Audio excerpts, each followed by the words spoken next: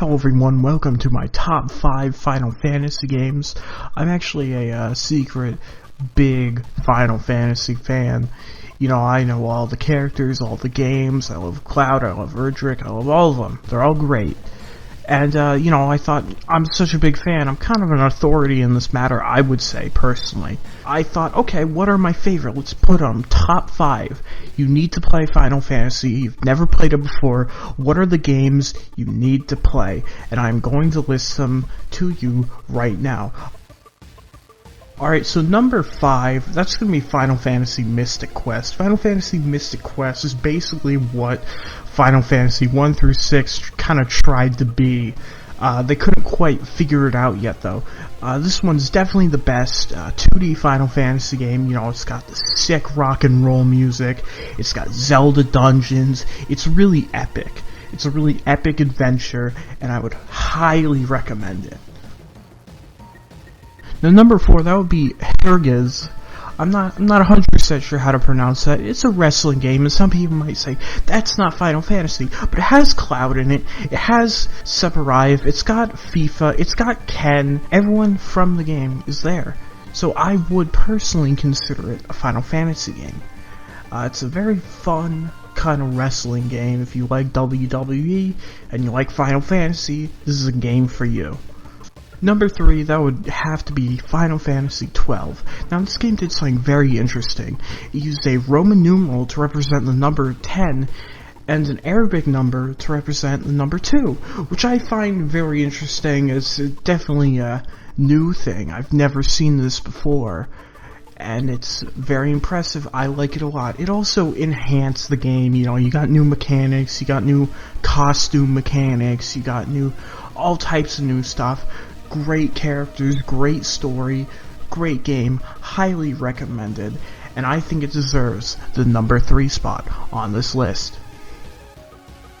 Number 3 has gotta be Dirge of Cerberus, Final Fantasy VII. Now, it's not expansion for Final Fantasy VII, even though it has 7 in the name. Kind of weird, but whatever. It's actually a spin-off starring Vincent, the cool guy with the trench coat and the gun. Now, this game, it's about the cool guy, Vincent. You know, he has his guns, he has his trench coat, because they realized, you know, this is PS2. We can't do these old school turn-based random encounter RPG games anymore. No one likes that. So they made a third-person shooter, which is one of the genres that was portrayed the best on the console. You had games like Max Payne, you had GTA, tons of games, and such a great character, Vincent, you know, turning into Frankenstein monster, all that shit.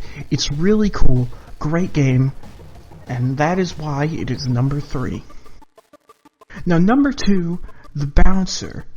This game, there might be a little bit of controversy in the comments. That's not even a Final Fantasy game.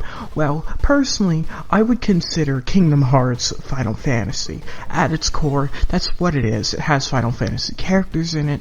It's a very Final Fantasy story. It is Final Fantasy.